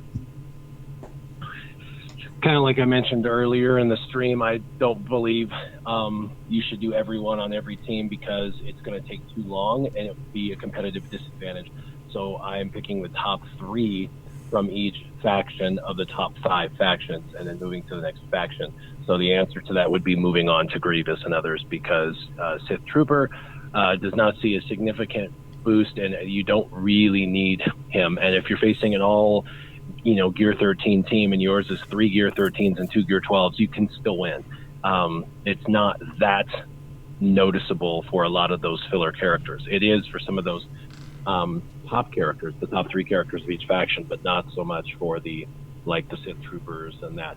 There is one auspicious character I will probably take the gear 13 in the Sith team though, and that is Sith Marauder. I already get Sith Marauder hitting for over 100k when he's got 10 to 15 ferocity on him and the team's debuffed, and he's durable. He does a lot of health steal. He gets more health steal. He gets an insane amount more crit chance, crit damage, like 700 more offense just added on the top lap, which converts to a lot of damage with his stuff. He gets more potency, all sorts of stuff. So that question was asked earlier, and then we didn't even answer it, which is which one is our selfish gear 13 that we'll do that doesn't really make a lot of sense. And for me, it's going to be Sith Mutter. He is going to be the guy that throws his sabers for 150k, and it's going to really, really help me out in the long run. So he'll probably be a little side project I do. All right, I like it. All right, next is Gom. All right. So, good old Maurice, have you explored the rest of Phase 2? Getting there. What depends. Okay, so Trash Gamer asked the question, how do we beat the territory battle with Dooku and Asajj? I have both of them gear 12 and lost directly round 1 of 4. Well, you gotta... I think a key part, I don't know the base speed that we're facing. I mean, it's the first time I ever played it, but your Dooku probably needs to go as fast as possible, preferably first before the opposing team. That way he can give all the Separatist turn meter and then stealth them all except the tank. That's going to provide you a lot of cover. And Sunfac and or IG-100, both of those characters can eat one of those sharpshooter shots because those things do hit hard. That would be one tip. Speed. Asajj, she has a lot of health steal in her kit. If you get her health pool high enough and you keep her under that stealth, keep her behind taunts, she can kind of self-sustain herself. But until we get that Brute Alpha, I mean, there's just really no way to heal these separatists besides B1. You could use B1. I don't think he's required for any other mission. Doesn't look like it. So B1's an option. Yeah, I would use B1 with that team as well. Again, you want a lot of speed on B1, a lot of speed on Dooku. Just Asajj, make her hit hard and have a big enough health pool to sustain. Be my advice. I got through that mission, but it's tough. It's very, very tough. So these are all going to be tough, guys. Moving forward, it's going to be very, very tough unless you just have all Gear 12 plus at least 3 characters with good mods. These battles are going to get very, very difficult. All right. Next question for the Stoner Jedi. All right. So Xylo, question from Doja-sun. Why isn't there any ally point options in the weekly shipments this week? The ally points? Which one's that? The ally tokens. Purple mats? Yeah. I mean, there's purple mats, but I mean... No, there's nothing that you can purchase with the ally tokens. Yeah, like you get 50,000 ally tokens you can use for something usually, or 100,000, whatever it is. Well, I mean, I can't really say why they did something like that. I mean, like, maybe just to change it up. I mean, they still haven't put anything in for, like, Galactic War currency either since that 1/200 currency. So it's like, I think they're just consistently trying different things with that store, especially. I mean, I think they should be trying other things too as well, and maybe more consistently implementing that currency too as well. Like, I mean, I use mine all the time just for shard shop currency. Like, maybe getting outside of that idea and using that store more consistently would be a great idea for them. All right.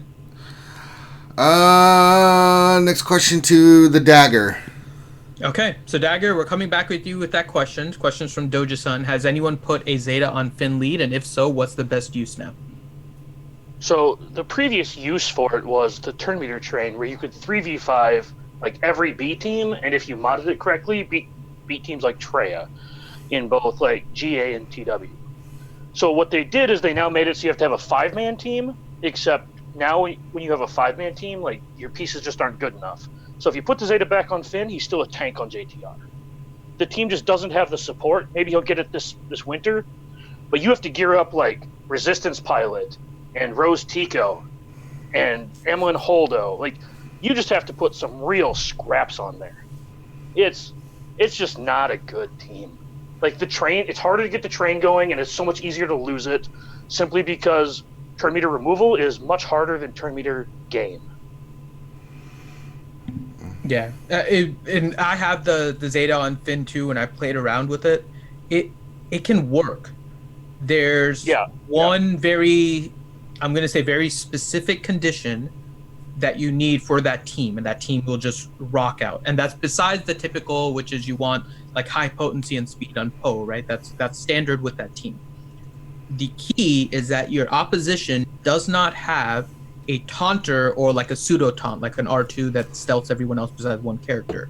And the reason is that Zeta Finn lead basically requires you to kind of move around from target to target, because it doesn't give your team as much gain, but who you are attacking reduces their turn meter. And so if you can start moving around the team and start hitting those that have high turn meter, reduce their turn meter, and then you can kind of create your own pseudo train, but it's a lot harder than it was before. And it ends up being somewhat specific in that if you get stuck behind a taunt, you're going to be basically removing turn meter over and over again from a single target, but then the rest of the team goes, and depending on what the utility is for the rest of the team, things go downhill very quickly. So yeah, it went from yeah, it's very much a point and click team. It's very much like it's almost like a triumvirate style team in the fact that like you're just kind of like pecking away at people until you can start like annihilating. It's kind of the same concept where like if you get stuck behind a taunt, you really only have resistance trooper, and that's to clear the taunt, but then he's not really putting down expose because his basic is what puts down expose. So it's just a lot harder to get the train going, and then it's harder to keep the train going because you're gaining less turn meter. So they can like sneak turns in. All right.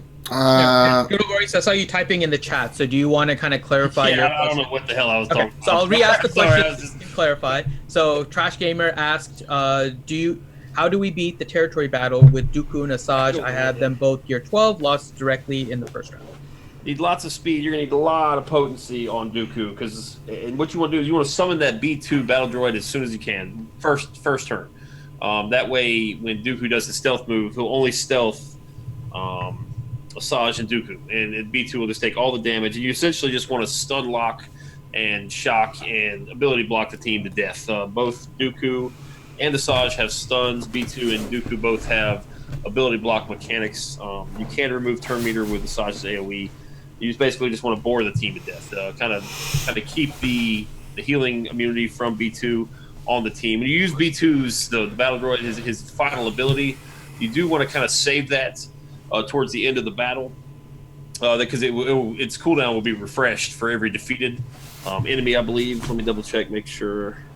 No, that's for each ally. But yeah, the second one will do healing immunity. So if you do get them down into the red, yellow, do try to spam that. That way the medic can't heal. And then, of course, his other one is more ability block. So you just basically that seems to be the theme with most of the Separatist teams. You just want to ability block, stun, lock the team, and just pick them apart. So this is no different. But you will need very, very good mods on your Dooku and Asajj. You want lots of health on Asajj, again, lots of damage, lots of potency, and lots of speed on Dooku.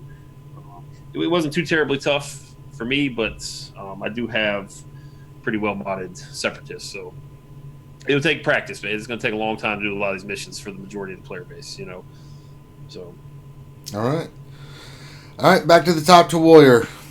Okay, so we have 2 more questions and then a bunch of fun questions. So, okay. So Warrior question from Wolffell. The question is, do you think they are now creating too much of a gap for some that are beginning and mid-game players to end game players? I don't think they're creating too much of a gap. I think what they're doing is culling the ranks, and what I mean by that is they like to, from time to time, create new in-game content that forces people to leave small guilds for bigger guilds, and that, a lot of people disagree with that. And I get why they disagree with that, because they're like, hey, we want to be casual, blah, blah, blah. The game, what you want and what the game wants is totally different. What the game wants is the most competitive, the most invested time-wise individuals and possibly money-wise individuals to conglomerate into bigger and bigger guilds, because if you're around a bunch of people that are playing and active and all of that, you become more playing and interactive and stuff like that. If you're in a guild where you're hitting number 1 in Sith Raid and you're kind of carrying the other 9, you're going to have to fight every time it comes to platooning that anyone give anything away. You're going to have to fight that they even participate. You're going to have to ask them, please, for the love of God, just drop your roster, would you? Because of this. And it's going to be frustrating because you're not going to be able to progress the way that you want to progress. And so this forced pulling, what it does is it brings out about something into the game where you realize, wow, we got dead weight. We got to kill the dead weight, and we got to bring in fresh blood kind of thing. Or we need to take the top 10 that are actually doing something in this guild and go to a different guild. That's actually, from their perspective, a very healthy thing for the team or for the game. And I probably personally lean towards the fact they're probably they're a little smarter when it comes to that than we are. And they did this with the Sith Raid, and it did exactly that, and it actually helped in the health of the game during that period of time. Even though player sentiment was kind of negative, especially on like Reddit and forums and stuff, it actually, I believe, creates that more investment in time. People either quit or they invest more. You kind of get them to go one way or the other. So, whether I agree with it or not, or, I know some people just want to sit in their 100 mil guild and chill. The game doesn't allow for that. You have to decide what's best for you, and as you get bigger and better, you have to continue to go to a bigger and better guild. This is why things like Boba's Alliance is awesome, or the Alliance, or any of these other like huge guilds that have 20, 30, 40 guilds, because you can join in at a non-heroic Sith raid team at like 20 million GP, and then work your way up all the way into a 200 million GP guild to compete with that. And wherever your development lies is where they're going to kind of place you. And as you get better, you get placed on a better guild. So there are guilds out there that are built strategically for like this development within the game, and those are probably the healthiest. The little outliers, the single here, single there, are probably going to be left behind and eventually kind of fall apart. So I do recommend you get into a guild that is of a family of guilds that will allow you to kind of develop and pace up as you grow. All right. Next question for good old Maurice. All right, so good old Maurice, question from Leonardo de Maculangan. After Fallen Bastila, who should I get the Gear 12 finisher for? Darth Malak or Darth Revan? It's tough.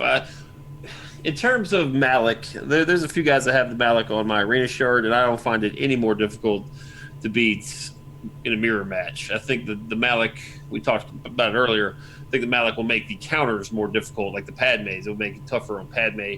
I think Revan, it depends on your mods. If you have kind of average to below average mods, you might want to do Revan to kind of give him a speed boost and help your Bastila and Revan get out first.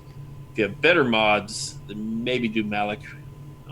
I'm assuming you're going to do all three eventually. Sounds like the plan here. That's what I would do. I'm going to do my Revan first. I'm actually not going to do Malak for a bit because I don't use Padme to counter Revan, so I don't feel like I don't know. I don't need him. Revan and I would do Revan. Final answer. I just talked myself into it. All right. All right. We can get one more question in at the Okay. very end. But since he's our guest and this is our last serious question, Xylo, sorry, I'm going to skip you for the dagger. And It's all good. Go ahead. so dagger, question from Saber Shark. Should I Zeta Dooku to beat the combat mission? I'd say no. There you go.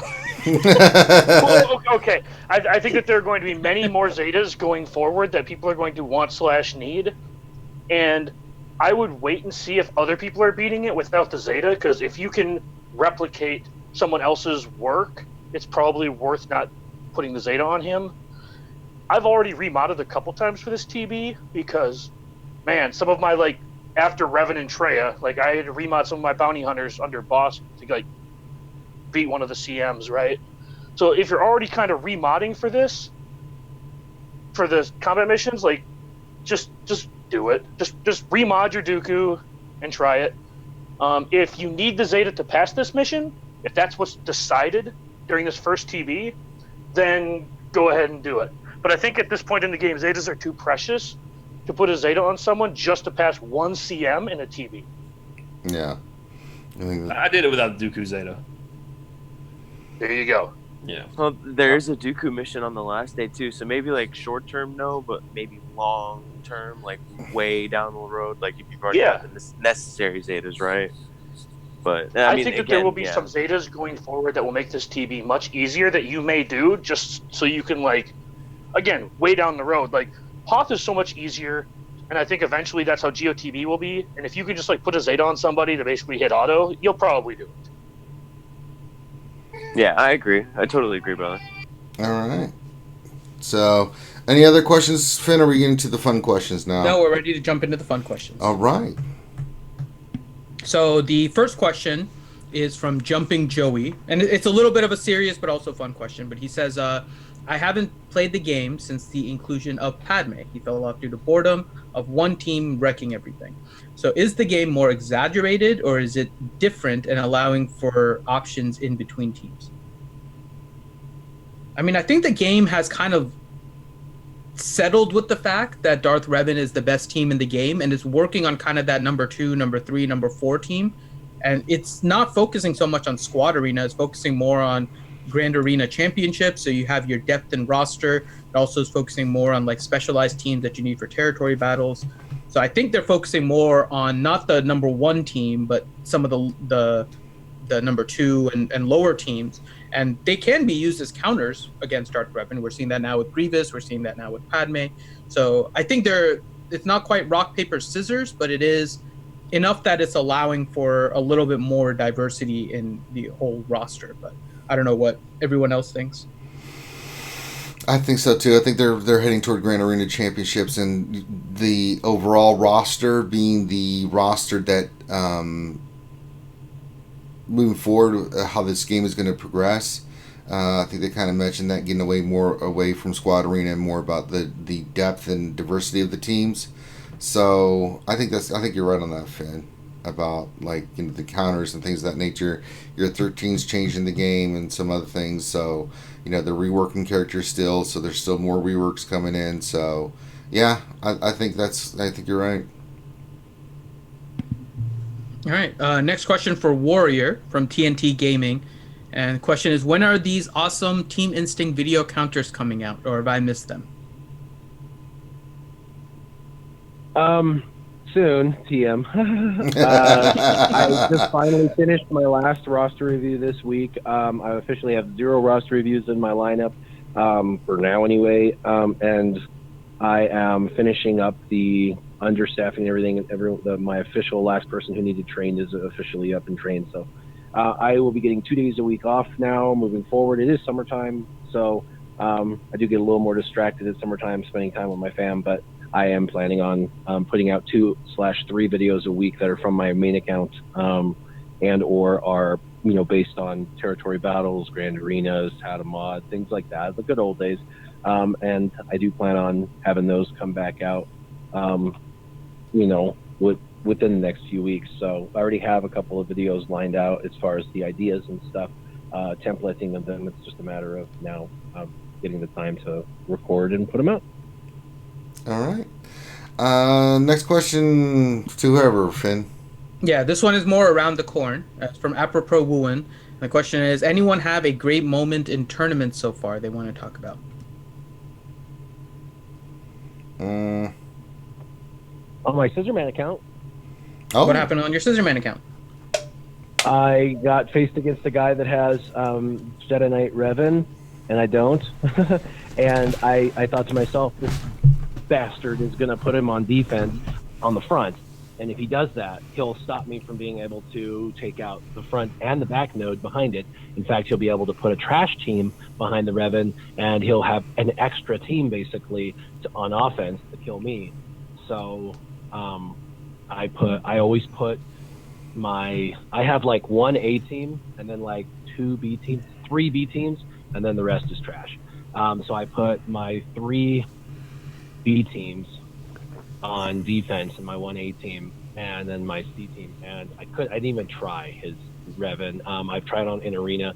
I cannot beat a triple Zeta with my team, my arena team. It's impossible. So I went south, took out his 2 south nodes with hyper efficiency. Took in 4 per battle, and got 61 points for the bottom 2. And then the top I couldn't touch. He cleared my bottom 2, but he didn't leave himself enough on offense, so he was not able to get my double Zeta Bosk bounty hunters even close. And so it was 2 for 2, and I beat him by 11 points in the point arena due to efficiency. So my strategy, even going against the guy with more Zetas and even a couple characters I don't possess, worked out to my favor, going with the B squads on defense, 1A squad and 1C squad on offense. I did see you post that on your Twitter, by the way, so I saw that. It was actually really cool. Anyone else? One of my moments from GA was the round 1, and it's not really it's not a positive moment for me, but I was actually on a voice chat when I was doing it, so it was a positive for DPK and the rest of the guys who were listening to me. So basically what happened was I took my CLS team in against a Jedi Knight Revan, and I got I think it was 58 banner win. And then the game crashed on the victory screen and said reload. So I reloaded, my CLS team was gone, and the Jedi Knight Revan team was still there. So there was, long story short, everyone on the voice chat was thoroughly entertained by me just kind of going off on my phone. It was it wasn't a great moment for me, but for everybody else it was a great moment. That sucks, man. Oh my god. Anybody else? Well, this current one he couldn't clear because of my new defensive team in the back. That was That was pretty fun. It's the first time I ever put that team on defense, and now, even if it was just a case of him out of options and it's not even that good, I'm going to be running it for far too long, just because of this one sample size of one, 3-hole nuke team. Never hold again. Golden Race. It's like, I know I can do it again. I know I can. Guys, yeah. To be fair, it has a 100% hold rate. Yeah. Maybe I just retire it. That way, it's always have. That It's perfect. God. What's your success rate on the new team? 1,000%. Really? Yeah, I've never lost it. Little do they know, you only used it once. I just checked my alt, the 400k alt. It's ranked 8 in Division 11 right now. Oh wow, That's my big one. very nice. All right. I was like that kid from the bench warmers where they give him the $20 or whatever and say, he is 12. That's Xylo on his alt. I am 12. Right? No, but like that's how that feels, right? He has a 400k account, and it's like, yeah. Yeah, I'm beating everybody at the lower tier. Yeah. Yeah. God. All right, next question, Finn. All right. So the next question is hold on. There you go. From Grande Verga, and I guess this is towards Warrior. And the question is, why aren't there more TI members in the top 50 of Grand Arena? There's actually quite a few. Hold on one second.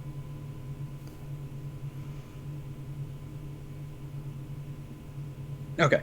And we'll wait for Warrior, and then the other part of it is whether or not there's multiple leaderboards. I think there's a leaderboard for each division, but that's it. Yeah, I don't think there's anything else. So a couple of things on the development. There's a bunch of really, really good players out there, and there's different guilds that we've never even heard of that have, like, their top guy is just really good at the game. He knows what he's doing, and he's kind of doesn't want to leave his guild. He's like, kind of the guy that's carrying that guild, so to speak.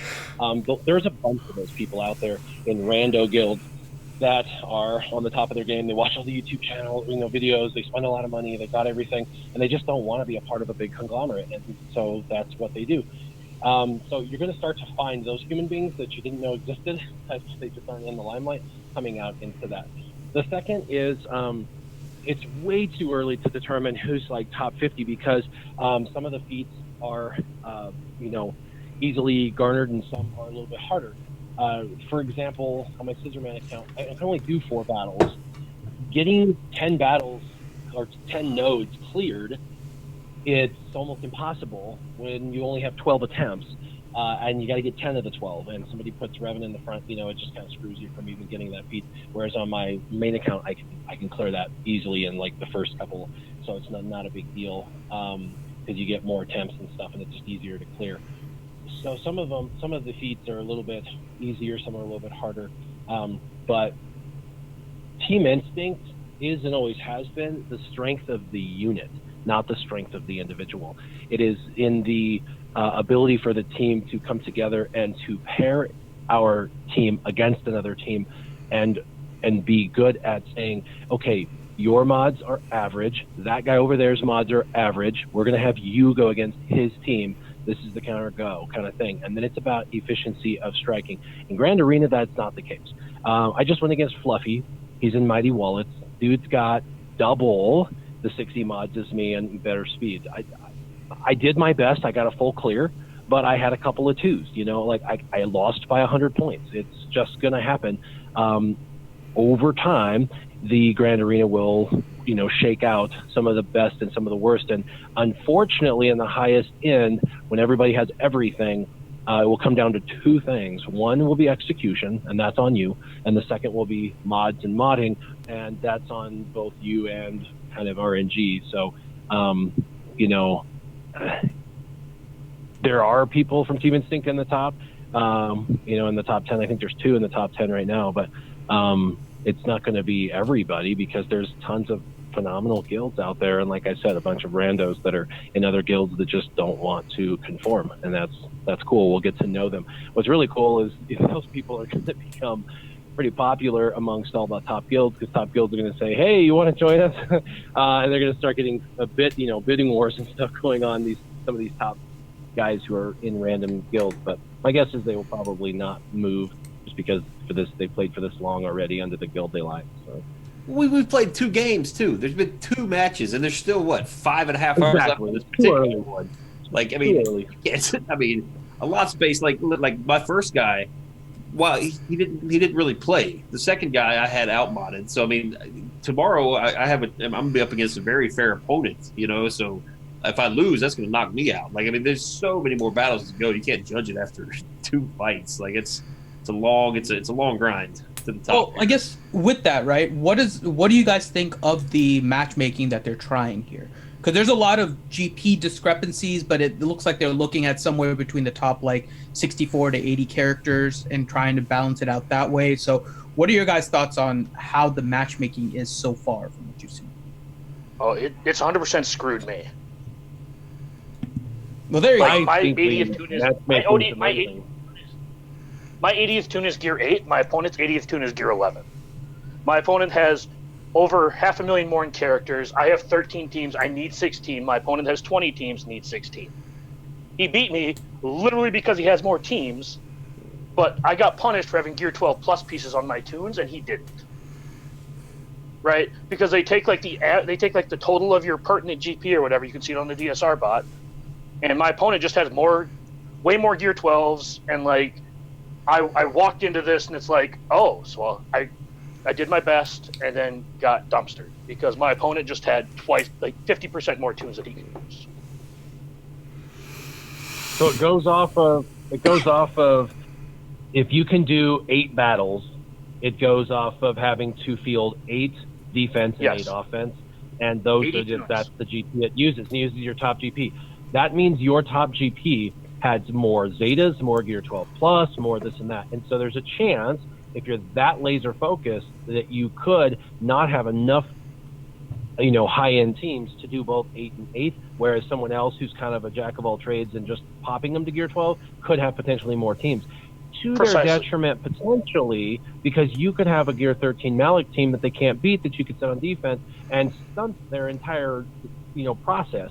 So it's a give and a take. I mean, you could potentially put some of the best teams on defense and prevent them from doing it because they don't have teams that are overdeveloped. So I think it's fair. And I looked, and like I said, the only thing they can't really come up with that's fair, and I like this too, because if ships are included, they'll go to the top ships that are within your thing. And so it's I just feel like this is the fairest of all of them that have been done. And the guys I'm going against have Revenant and stuff like that because I've got 8 Zetas and 2 waiting. The other people I'm going against have like 4, 5, and 6 Zetas. So I'm a little high-end weighted on Zetas, but it also is why I'm able to win. So, I mean, the alternative was trash, in my opinion. I have a buddy who has 980,000 GP or whatever, 980K. His opponent has 1.65 million. Excuse me? I mean, Like- I tend to agree with you, Warrior, that the original one of just straight GP doesn't work. I think this one is... I think they made it maybe too complicated with trying to figure it out, with trying to do exactly 8 teams, because I know it's a little bit different, especially as you get higher, that you need like the one-shot kills as much as possible. But as you get like lower, there's a lot of multiple attempts that sometimes have to go into it, especially if you're facing Darth Revens and stuff, and you don't have like the Grievous or Slow Padme and those kind of things. I don't know. I guess there's no way to create like a perfect one. This is definitely better than what it was, but I think that they've gone a little too much in the restrictions of how many characters they're looking at. But I'm hoping that they just tweak it as they move forward. I was locked in at 3.85, and all my opponents are 4.3 to 4.7. So I'm just getting buried by GP. Dagger, Like, it man, you doesn't- gotta quit being But so what you got to focused. remember gotta is spread their resources GP everywhere. is a crap ton of Yeah. fluff that they're not even going to use, can't use, and wouldn't be relevant anyway. So, like, a bunch 22 of Gear 8 12 characters ain't going to be crap. You know what I mean? And so even if they've got 500,000 GP of Gear 8 crap, it's not going to help them. So it's not pertinent, which is why they call it pertinent GP versus non-pertinent GP. But being down 22 Gear 12s, just because they have a ton of Gear 12s, and like my 80th tune is Gear 8, and theirs is like Gear 10, Gear 11. Like, I'm getting punished for having all of my best teams have all of my gear. It makes it harder when you need multiple attacks, but yeah, and I mean this is It tends to even itself up the higher you get. Right, I'm and still, that's what I'm under- hoping that they look at a little bit more, because they threw out divisions as part of this, right? And I don't know if that's in like permanent or whether they're just testing it, but they did throw out divisions, and that has changed how many teams people put on defense, because lower divisions had because it was simply just based on your GP level, right, and how much you should be able to field. That has changed a little bit too. So hopefully they're looking at this, and once they see the results, hopefully they'll tweak it a little bit. I think more of the discrepancies are happening at the lower end than the top end, Yeah.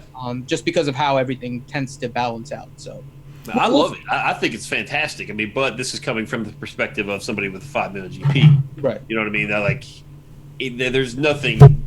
You know, if somebody has 5.5 million against me, that means they have like Gear 12 Mob Enforcer and Ugnaught. They like Warrior said, that they're just not going to use them anyway. You know, so it's Another hole with this system is the one that they canceled. I'm in Division 2, so that's 8 teams on defense. So the one they canceled, I was actually fighting in Division 3, so I was placing 6 defenses, which means I was not going to be able to climb my leaderboard. yes. That didn't look at that 100%. That's bad. Yeah, that's not fair. And also the good old bug where, like, you know, if you're facing somebody that just plays one defensive team, that means you get 1 banner's worth of offensive wins. So, you know, there are some real broken stuff in the match, or maybe in the matchmaking at the lower tier, and then but the scoring is kind of buggy. But this is an exhibition. I'm sure they're seeing all this, and then they'll hopefully fix it before these really start to, you know, air quote, count. I love the idea that they're running with, but I think one of the easier ways to do it might be just as simple as like delete the bottom third of their roster and then use that as a measuring stick. So we'll see how they tweak it. Yeah. All right. I do like the idea of the pertinent GP thing, though. I just think that they need to go a little deeper. Yeah. Yeah. All right. Next one's Finn. Let's wrap this up. Next one is for you, Ranger. Oh, no. From Paparazzi. Oh. Why do you call Finn Dr. Finn Medicine Woman? Because that's his name. Because one, he's a doctor, and 2, because of all the fluffiness he likes, he's a medicine woman. There you go. So there you go. Let's see. Grande Verga, question for Warrior. Does Warrior even still play the game? God. Yes. Oh, On God. my main account, I do. I play it, and Territory Battles and Grand Arena has gotten me a little more active in my main account. But my Scissorman account, are you kidding me? I'm in that thing way too much. I love it. You know, and I what I'm blown away by is the game actually giving a redonkulous amount of stuff away that was not the case when I first started. When I first started, you know, if you could get 10 pieces of you know, a stun cuff from the raids, you were like, woo, I'm only like 2 months away from doing that stun cuff. I can earn a stun cuff in 3 days now, between all of the different stores and all the different currencies and the drops and stuff. I'm like, the flow of gear is insanely better, 4 times better than it ever was in the past. And I'm in a 150 mil guild, so it's not like I'm in some like super overpowered guild. I mean, I think we got like 1 or 2 stars in this GOTB. Like we're trying it.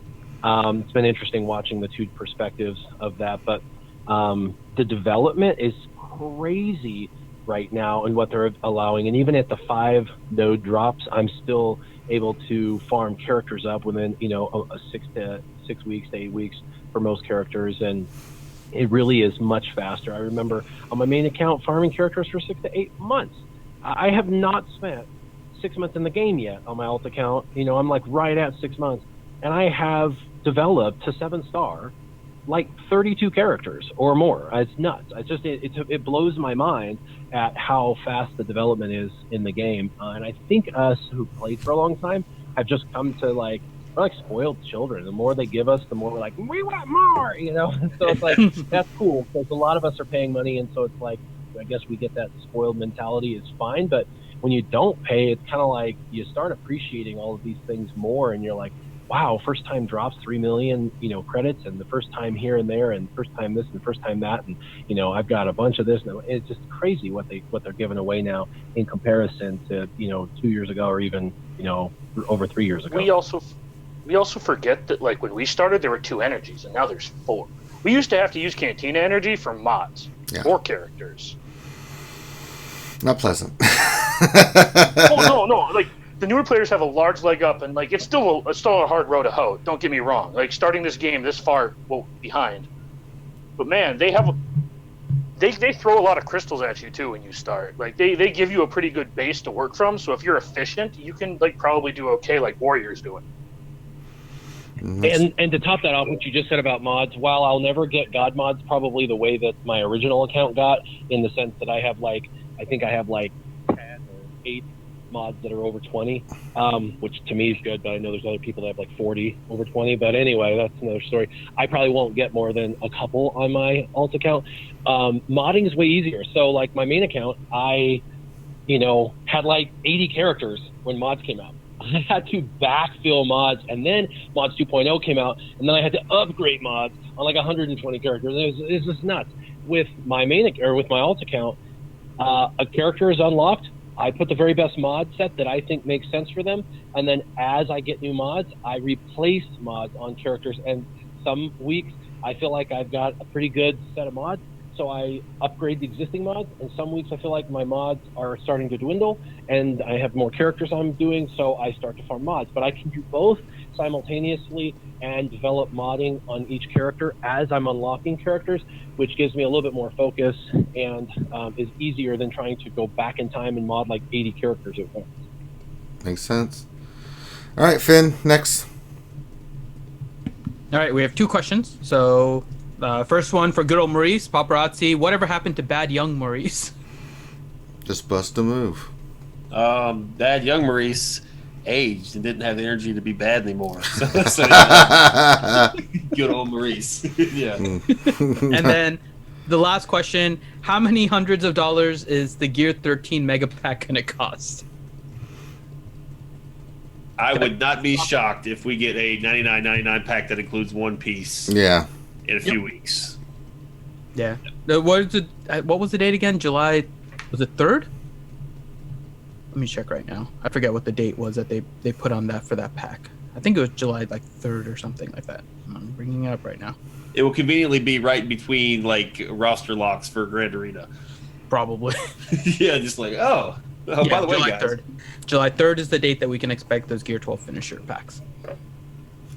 So there's actually like one pack that gives you 3 total, isn't there? And then there's one that gives you 1 of each injector. I think I saw that on the forum. I see the ones for each individual one, and then yes, there is a bundle one too that gives you 1 of each. Yeah, so the bundle one might be like super expensive. 300. 100, 100, 100. Did it actually have a price on it? Because I didn't see. No, it. they didn't. They have not put the price yet on it, so we'll have to see. My guess is that one's going to be pretty expensive. My best guess is that the injectors, I'm not going to say they're going to be reasonable, but they'll probably be less than 100 for just the injector.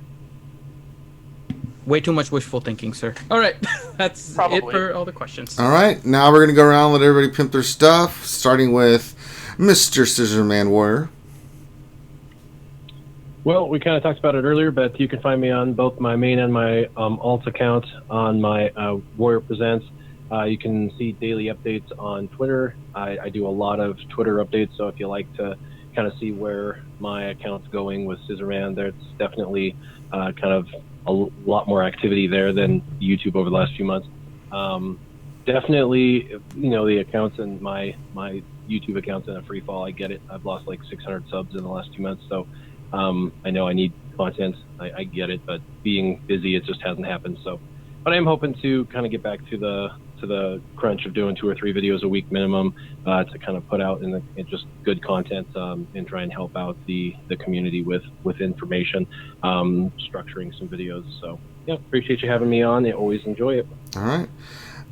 Good old Maurice. Hello, I'm good old Maurice. I am one half of Operation Metaverse. We stream on Tuesday nights. We make videos. We do them in huge clumps. She's out of town this week. I'll be out of town next, so we're going to try to get some in for these territory battles and some Grand Arena advice, hopefully this next coming week. Let's see what else. So I'm also a part of the Ramon Azab live show, the Alliance live show Sunday nights, which Ranger has been on quite frequently. They've been a lot of fun lately.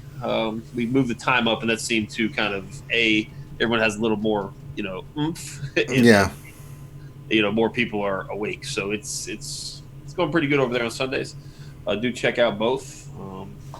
Do check out the Operation Meta Discord. It's got all the information about everything you possibly need about our channel. All right. Fantastic. Stunner Jedi. Yeah, check me out on YouTube, Takedown Games. Got Grand Arena Championships going live. Gonna start streaming the alt account and then roster reviews, so come on over. All right. And last, we got Mr. Dagger. Anything you'd like to pimp, my friend? Yeah, I do have a YouTube channel, The Dagger. I promise at some point I'll stop being lazy and put more stuff on there. But I'm on Dodison's podcast, which airs on Twitch every Thursday at 9 p.m. Eastern, 6 p.m. Pacific. And I help mod a bunch of servers for SWGOH, including Xylos. So you can pretty much find me everywhere in the community if you have questions. Very nice. Do my best to help everyone. Very nice.